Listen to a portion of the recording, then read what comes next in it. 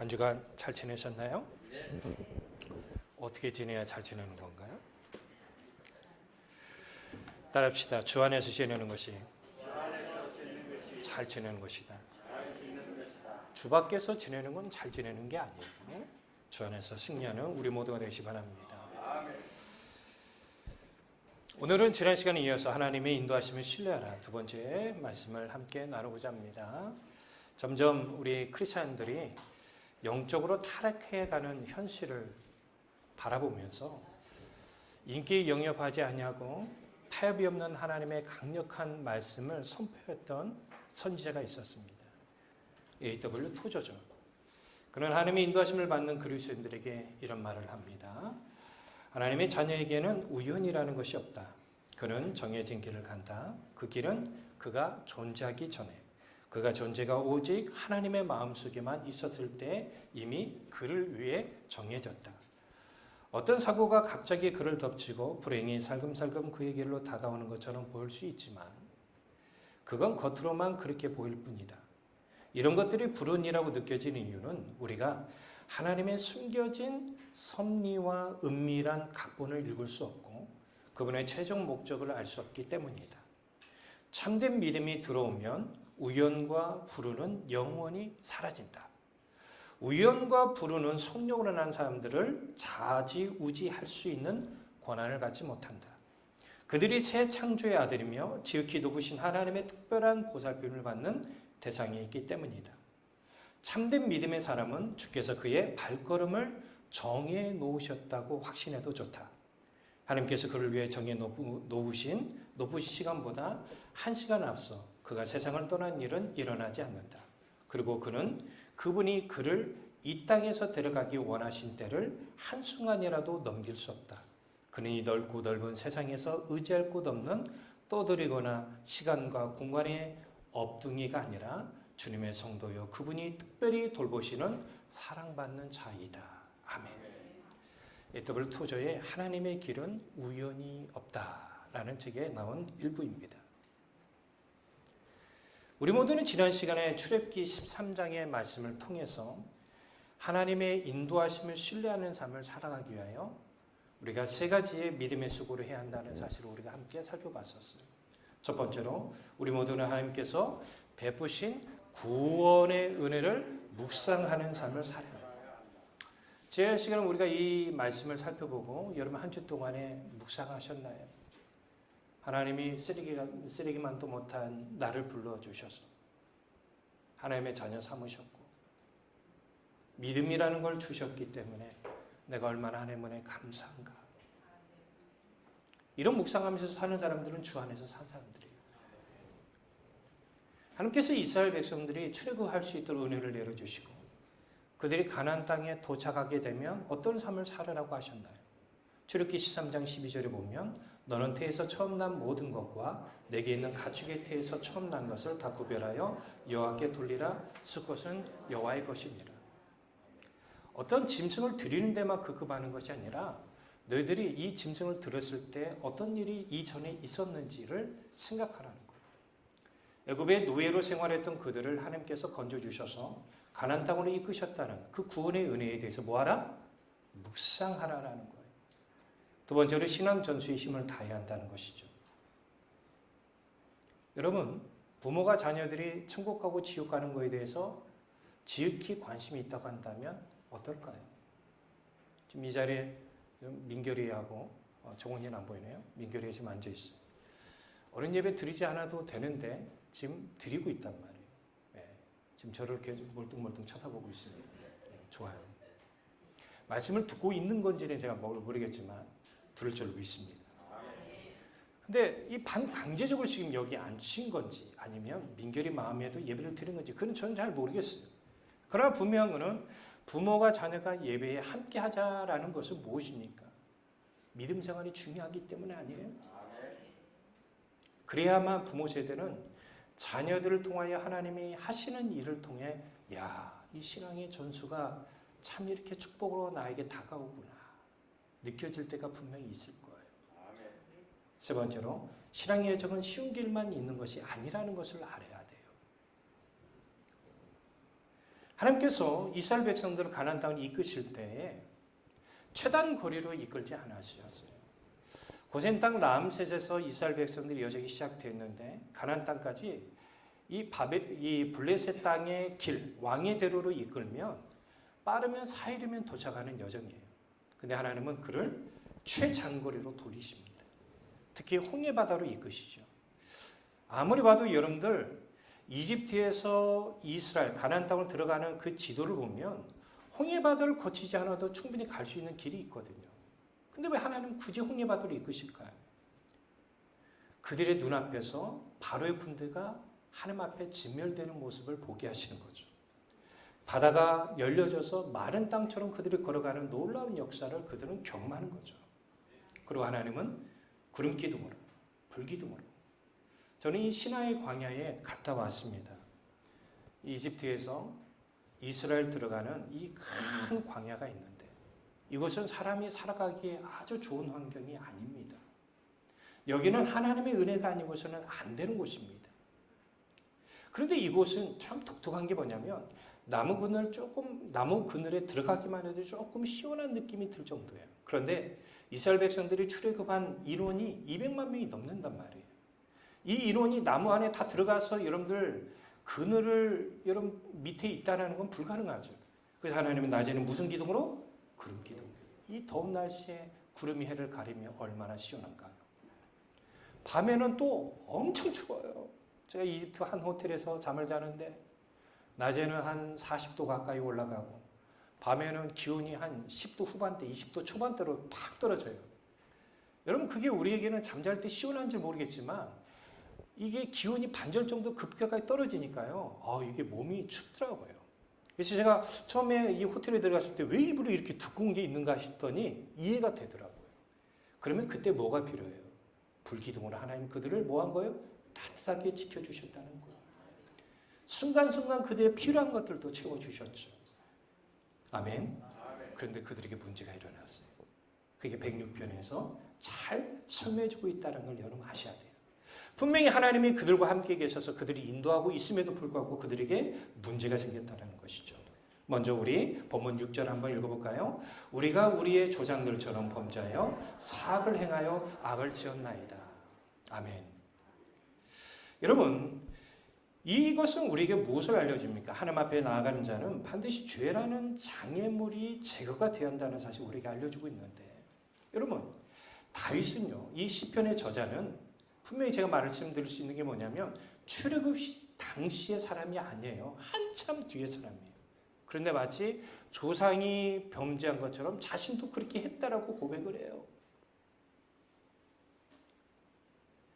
본문에서 범죄하다라는 말은 무슨 말입니까?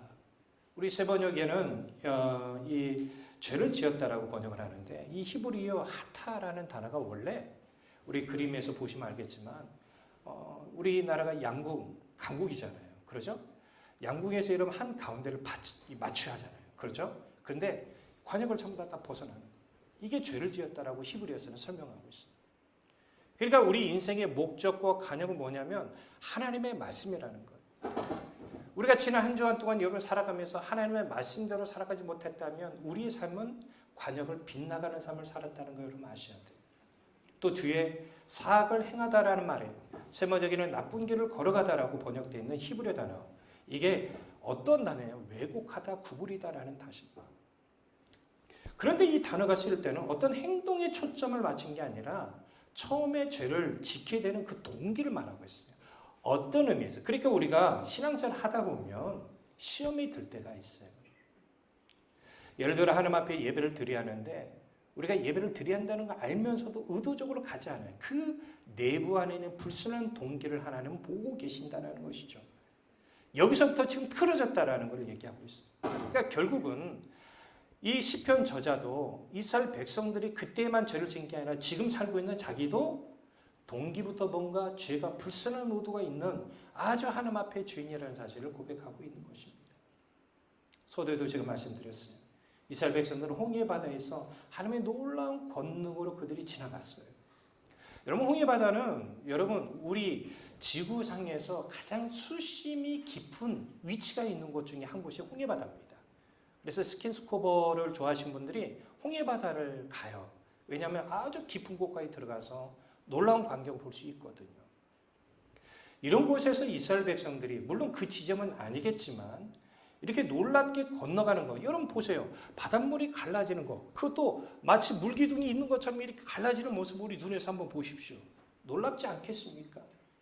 그들은 이런 가운데서 건짐을 받았을 때 어떤 반응을 했습니까? 본문 12절에서 잘 얘기해 주셨어요. 이에 그들이 그의 말씀을 믿고 그를 찬양하는 노래를 불렀도다. 얼마나 감동스럽고 얼마나 하나님 은혜에 감사하겠어요.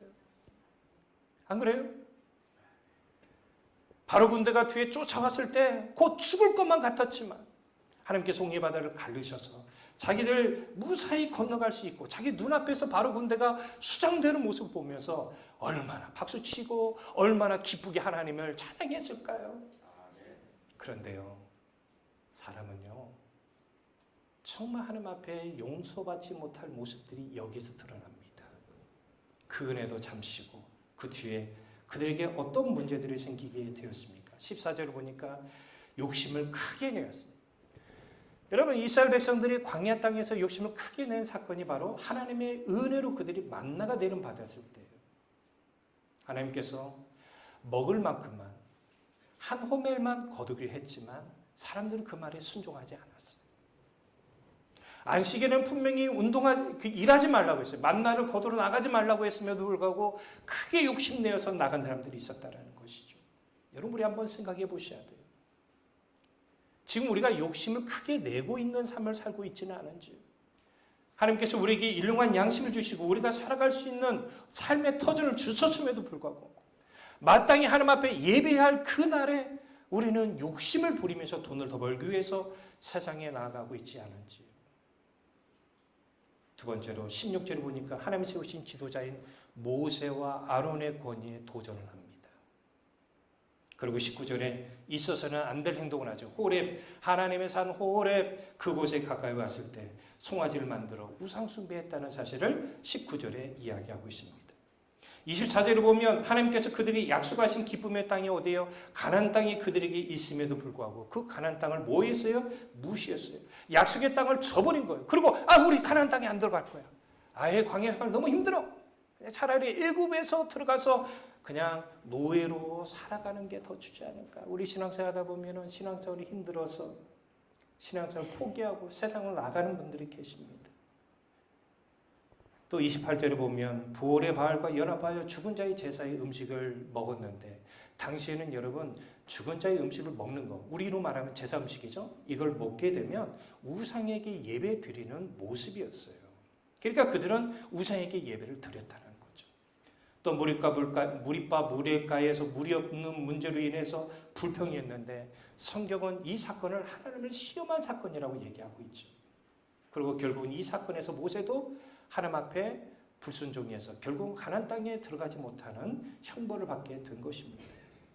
그리고 하나님께서 진멸하라고 이방 민족과 함께 섞어 살면서 그들의 우상적인 행위를 배우고 섬겼는데 여러분 성경은 그에게 뭐라고 합니까? 34, 36절을 잘 보시면 그들의 올가미가 되었다라는 거예요. 여러분 우리가 신앙생활할 때 잘못된 습관을 버리지 못하면 그게 우리의 올가미가 돼요. 그래서 여러분들 알다시피 습관이 잘못 길들인 사람은 잘 안 고쳐져요. 제가 전에 있던 교회에서도 보니까 제 영상 이 모든 걸 관리하고 아이들이 지시하고 또 교회에 어떤 문제가 일어나면 내려오고 그래요. 그러면 항상 늦게 오신 분들은 항상 늦게 오시더라고요. 변함이 없어요. 주님 오실 때까지 그렇게 하려는가 봐요. 이 시간은 우리가 하나님 앞에 예배하러 온 거예요. 가장 최선을 다해서 정성을 다해서 미리 와서 하나님 앞에 예배를 준비하는 우리 모두가 되어야지 않겠습니까? 그러면 여러분 하나님이 이스라엘 백성들을 버리셔야 돼요.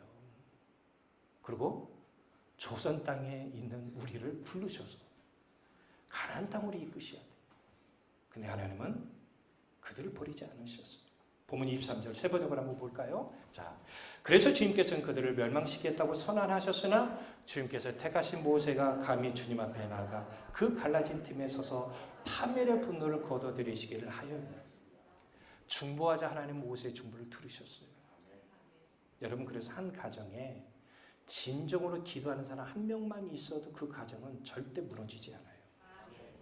아멘. 아멘.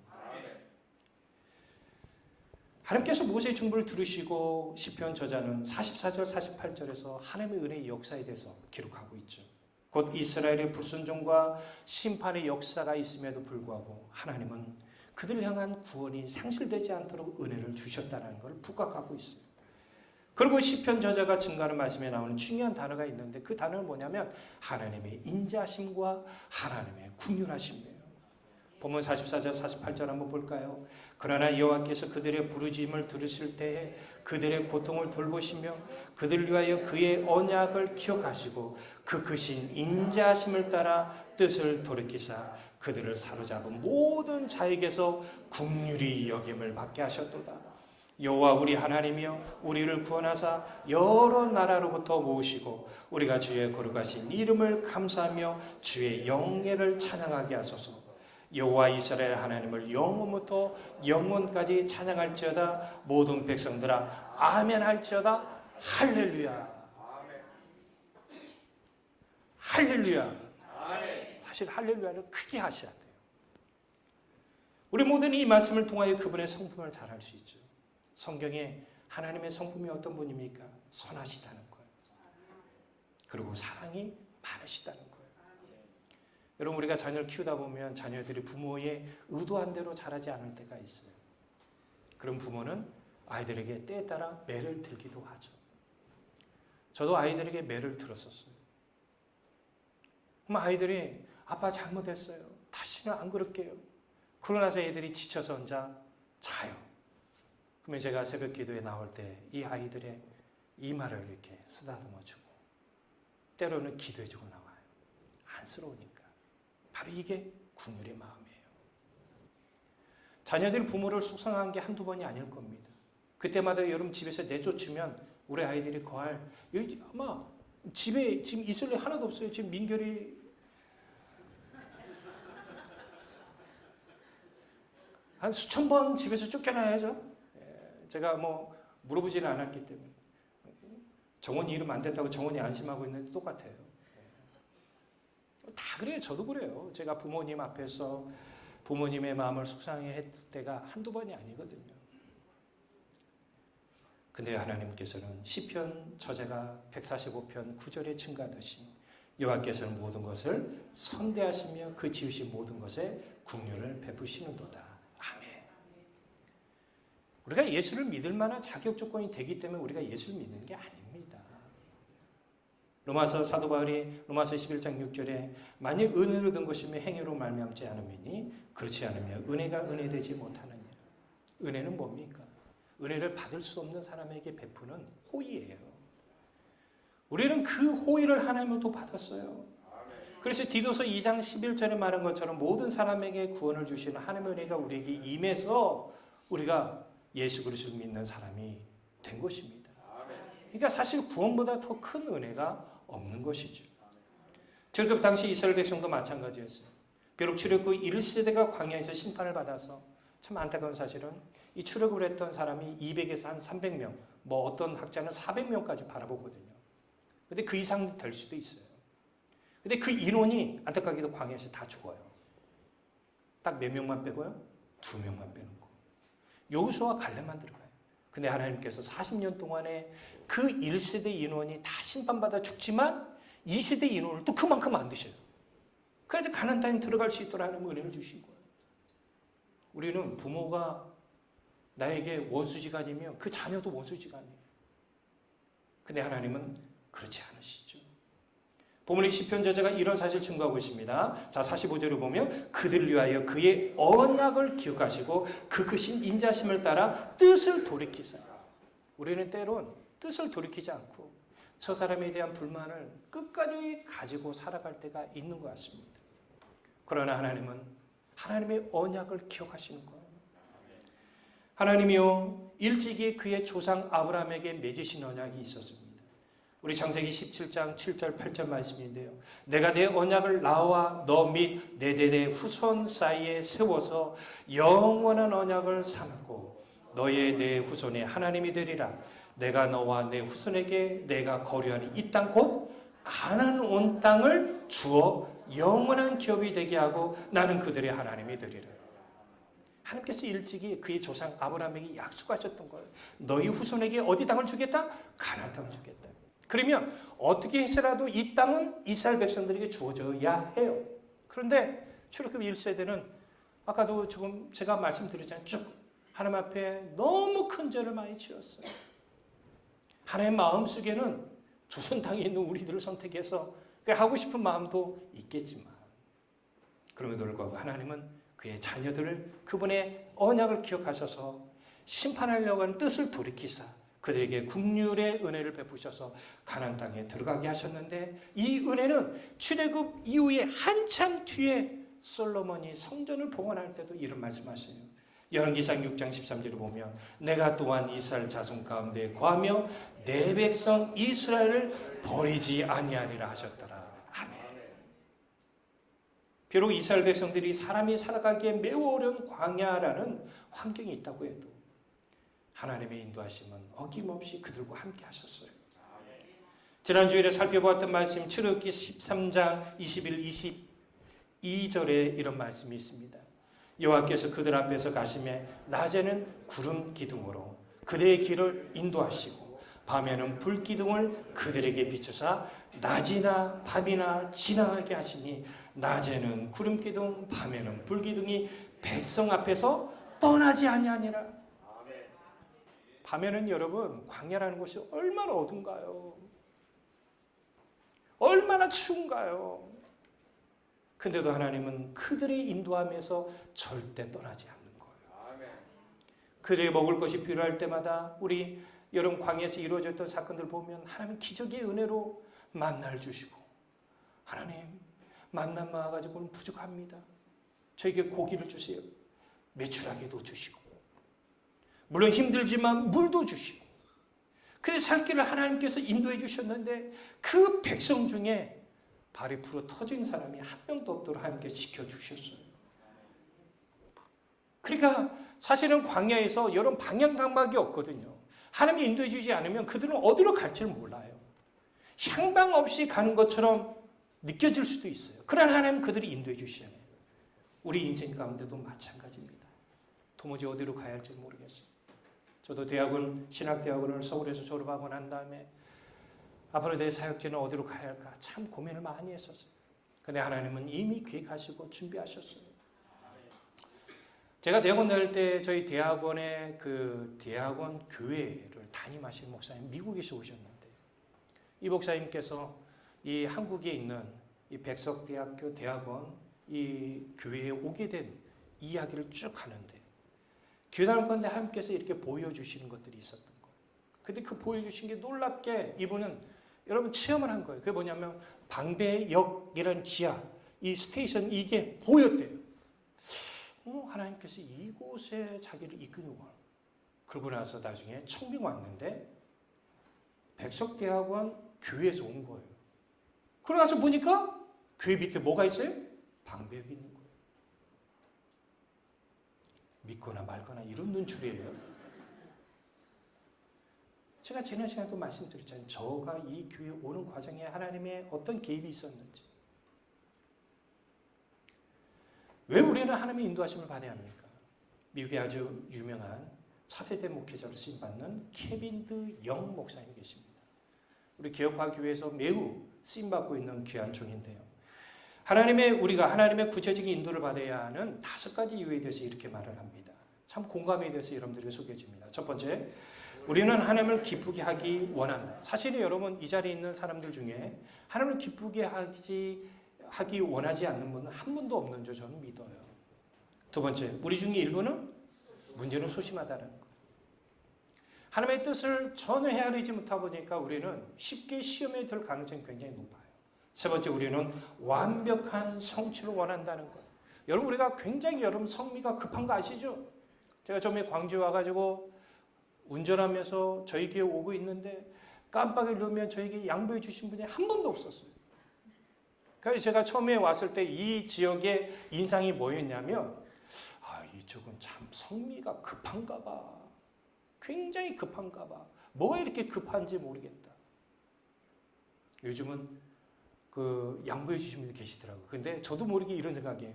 타 지역에서 이사 왔나 봐. 네 번째입니다. 우리에게는 선택할 것이 너무 많다라는 거예요. 참 이게 우리가 갈등할 때가 많아요. 참 선택지가 너무 많아요. 세상에 좋은 것들이 너무 많아요. 예전에 교회는요, 아이들이 학교를 끝나면 다 교회로 들러왔어요. 선택지가 없었어요. 근데 지금은 너무 놀 곳이 많아요. 다섯 번째, 우리는 겁쟁이에요. 사실 우리가요, 참 어려움 가운데 있을 때 얼마나 겁이 많은지 몰라요.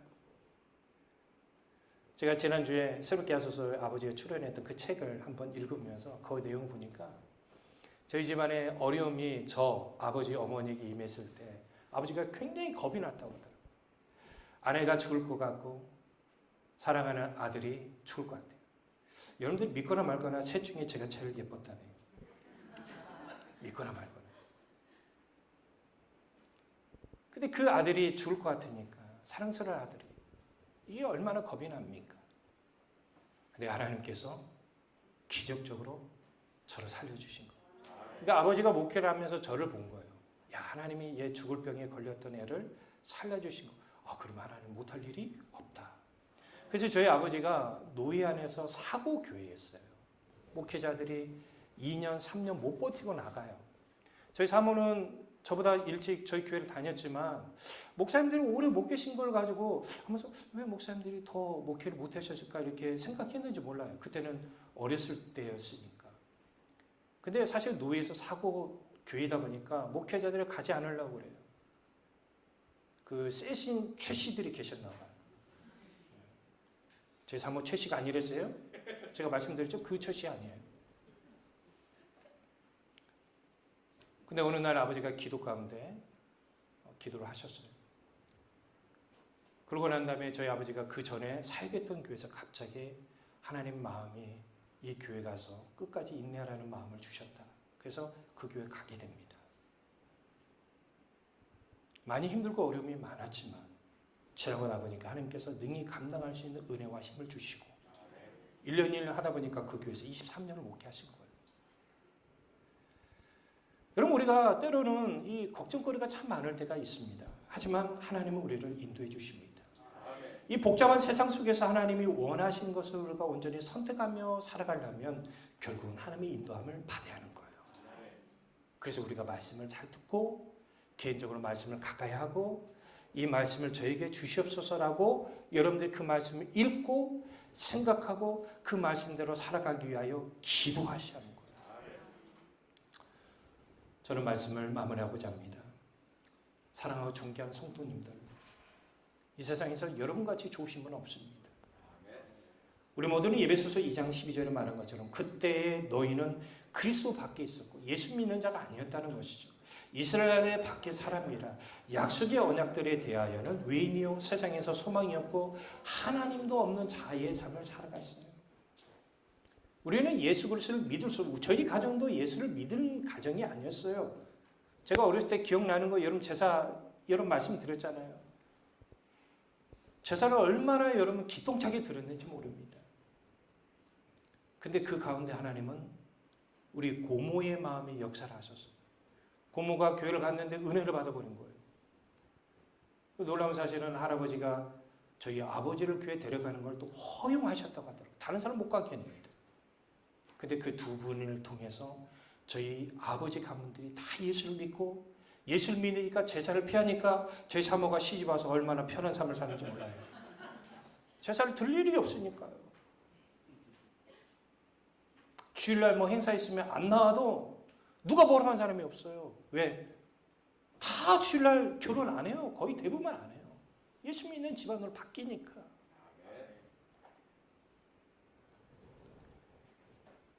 우리 모두가 예수 그리스도를 믿고 있죠. 히브리서 기자는 히브리서 7장 22절에 예수는 더 좋은 언약의 보증이 됐어요. 여러분 하나님께서 이스라엘 백성들이 주셨던 언약도 기억하셔서 심판 가운데 그들을 건져주시고 그들을 구원의 백성이 될 수 있도록 은혜를 주셨잖아요. 근데 그보다 더 좋은 언약을 우리에게 주셨는데 그분이 예수님이에요. 그 예수님을 믿기 때문에 지금 현재 우리에게 부족함과 연약함이 분명히 있음에도 불구하고 하나님 우리를 버리지 않으시고 우리가 버림받기 합당한 삶을 살아갈 때도 있잖아요. 근데 하나님은 지금도 우리에게 함께 하시기 원하며 가장 귀한 길로 지금도 우리를 인도해 주시기 원합니다. 이 사실을 믿고 하나님을 더 신뢰하며 끝까지 신앙의 여정에서 승리하는 우리 모두가 되시길 바랍니다.